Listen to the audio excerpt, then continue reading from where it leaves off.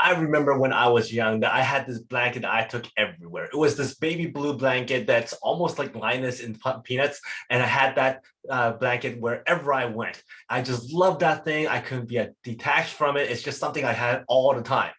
Now, I thought that was a memory that was for sure going to be true. However, my parents told me, no, that was not the blanket that you had. You actually had this other blanket that you used all the time. I'm like, no, no, no. I remember dearly that it was this baby blue blanket.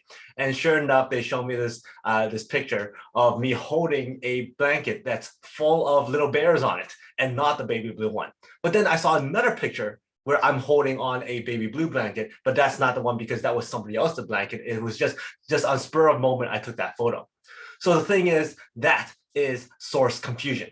Hi, welcome to an episode of Unlocking the Mind Behind Make More Work Less. My name is Fong. I'm an entrepreneur, business strategist, real estate investor, speaker, and also best-selling author. And every single day, I help others unlock the potentials and guide them to succeed.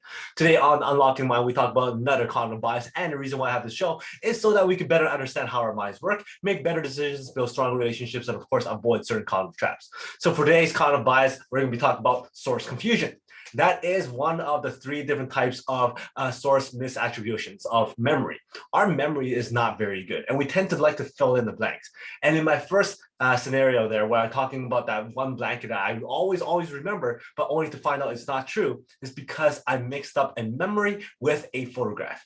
And there's lots of cases where I'm sure you have experienced it too, where you're sure about something, you remember something because you've seen that photograph so many times, only to be told that that photograph was only taken for that one moment and it does not represent your memory that has actually happened all the time or something that you can remember all the time. It was only a spur of moment kind of thing. And we kind of mix up our sources, we mix up our memories, we mix up our facts, we mix up our data. And that's because our memories are not very good.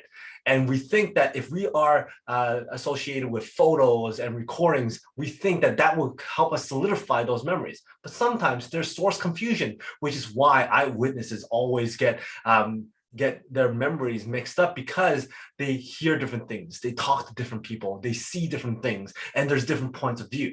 And that's all because of source confusion. There's a very common thing about source confusion with eyewitnesses is that a eyewitness could have heard a police officer say, hey, look, there's a gun. And then in their report say that they saw a gun. In fact, they've never seen it. They heard somebody say that there is a gun involved, but they've never seen it. But then in their memories, it felt as if they've seen it. So they write it down and say, I saw the gun. And the thing is, when it comes to source confusion, it's actually very, very important to kind of acknowledge that our minds are not that great. Our memories are not that great and that we are susceptible to source confusion. And because it can be very, very dangerous if applied to the wrong areas, for instance, eyewitnesses and court cases and all that kind of stuff, that we need to be sure before we say something. We need to be sure before we write something. We need to be sure before we admit that we saw, heard, or felt something.